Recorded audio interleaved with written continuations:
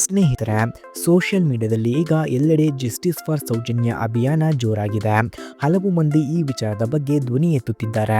ಈಗ ನಟಿ ಹರ್ಷಿಕಾ ಪೂಣಚ್ಚ ಕೂಡ ಸೌಜನ್ಯ ವಿಚಾರದ ಬಗ್ಗೆ ವಿಭಿನ್ನ ಪ್ರಯತ್ನಕ್ಕೆ ಕೈ ಹಾಕಿದ್ದಾರೆ. ಮದುವೆ ಸೇರಿದಂತೆ ವಿವಿಧ ಕಾರಣಗಳಿಂದ ಚಿತ್ರರಂಗದಿಂದ ತುಸು ಬ್ರೇಕ್ ಪಡೆದಿದ್ದ ಹರ್ಷಿಕಾ ಅವರು ಇದೀಗ ನಿರ್ದೇಶನದತ್ತ ಮುಖ ಮಾಡಿದ್ದಾರೆ. ನೈಜ ಘಟನೆಯಾಧಾರಿತ ಸಿನಿಮಾವೊಂದಕ್ಕೆ ಆಕ್ಷನ್ ಕಟ್ ಹೇಳಲು ರೆಡಿಯಾಗಿದ್ದು, ಈ ಸಿನಿಮಾಗೆ ಚಿ ಸೌಜನ್ಯ ಎಂದು ಟೈಟಲ್ ಇಟ್ಟಿದ್ದಾರೆ. ಈ ಬಗ್ಗೆ ಸೋಷಿಯಲ್ ಮೀಡಿಯಾದಲ್ಲಿ ಭಾರಿ ಚರ್ಚೆಗಳು ನಡೆಯುತ್ತಿವೆ.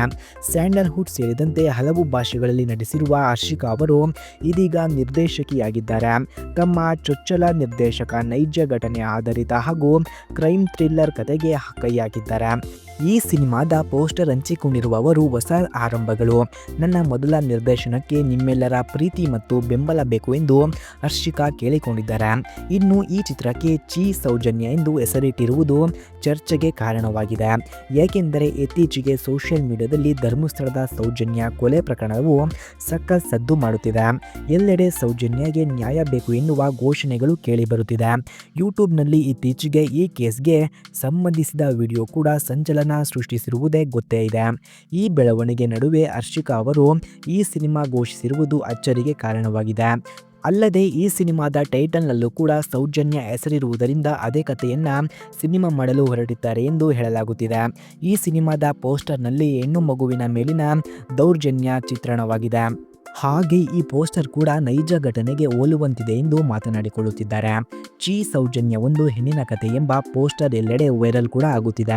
ಹರ್ಷಿಕಾ ಆಕ್ಷನ್ ಕಟ್ ಹೇಳುತ್ತಿರುವ ಈ ಸಿನಿಮಾದಲ್ಲಿ ದೊಡ್ಡ ತಾರಾಗಣವೇ ಇದೆ ಎಂದು ತಿಳಿಸಿದ್ದಾರೆ.